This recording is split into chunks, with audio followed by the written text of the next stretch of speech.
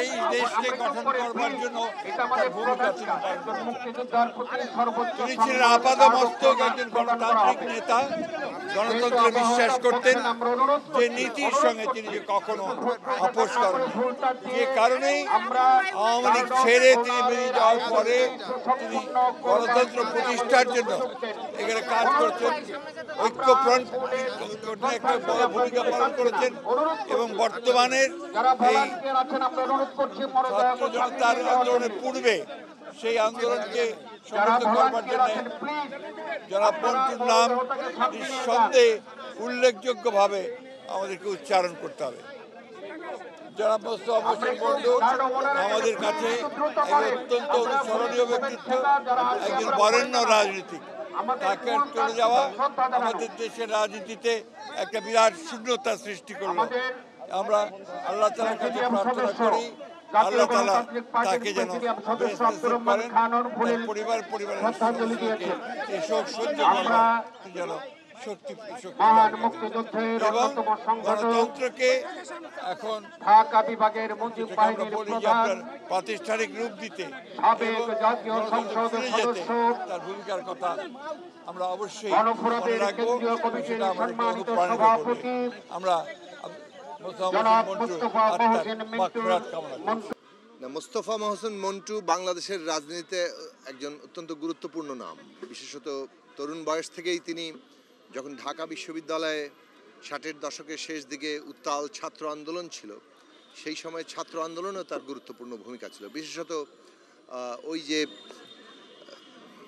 মানে একটা স্বৈরাচারী পাকিস্তানি সরকারের যে বিশ্ববিদ্যালয়ের উপর দখলদারিত্ব কায়েম, তার বিরুদ্ধে যে ছাত্রদের একটা লড়াই, সেই লড়াইয়ে যে কয়েকজন গুরুত্বপূর্ণ সংগঠক খুব অগ্রণী ভূমিকা রেখেছেন, মোস্তফা মহসিন মন্টু তাদের মধ্যে অন্যতম।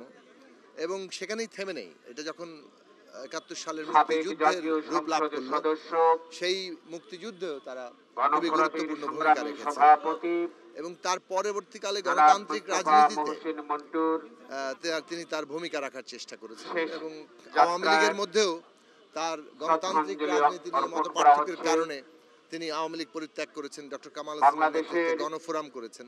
এবং আমরা দেখেছি গত 15 বছরে বিশেষভাবে এই ফ্যাসিবাদ বিরোধী লড়াইয়ে আমাদের অহংকার একটা ভূমিকা তিনি রেখেছেন, অগ্রণী ভূমিকা জায়গায় বিশেষভাবে অসুস্থ হওয়ার আগ পর্যন্ত সক্রিয়ভাবে ফ্যাসিবাদ বিরোধী লড়াই সংগঠিত করার ক্ষেত্রে তার ভূমিকা রাখার চেষ্টা করেছেন। তো আমরা মনে করি যে একজন বর্ষিয়ান রাজনীতিবিদ, দীর্ঘ অভিজ্ঞতার মধ্য দিয়ে একজন মুক্তিযোদ্ধা, তার প্রয়াণে একটা শূন্য স্থান তৈরি হয়েছে। সেটা বাংলাদেশের মানুষ ওই কারণেই ভবিষ্যতের সংগ্রামে তাকে স্মরণে রাখবে। বীর মুক্তিযোদ্ধা মোস্তফা মহসিন মন্টুর ইন্তেকালটা আমরা খুবই ব্যথিত এবং শোকাগ্রস্ত। আমরা জানি যে মোস্তফা মহসিন মন্টু মুক্তিযুদ্ধের একজন মহান সংগঠক ছিলেন এবং সবচাইতে বেশি মন্টু ভাই ছিলেন বলা যায় যে একটা সাহসের প্রতীক। যে কোনো জায়গায় ওনাকে আমরা ডাকলে, বিশেষ করে সাহসের জায়গায় মন্টু ভাইকে আমরা সবসময় খুবই প্রম্পট পেয়েছি। আমার শেষ দিনগুলো মন্টু ভাইয়ের সাথে অনেক স্মৃতি আছে। মন্টু ভাই খুব অসুস্থ ছিলেন, আমাদের একটা অনুষ্ঠানে উনি গিয়েছেন, তখন উনি অক্সিজেন নিচ্ছিলেন, মানে দেখে মনে হচ্ছিল উনি খুব অসুস্থ। তারপরও সেই অবস্থায় উনি আমাদের অনুষ্ঠানে এসেছিলেন 26শে মার্চের একটা অনুষ্ঠানে। তো মোস্তফা মহসিন মন্টু একটা ইতিহাসের চিহ্ন এবং অংশ।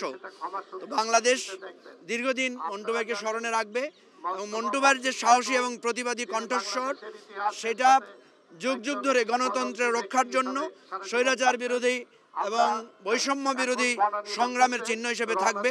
আমরা মন্টু ভাইয়ের আত্মার মাগফিরাত কামনা করছি এবং দেশবাসীর কাছে ওনার জন্য দোয়া চাচ্ছি।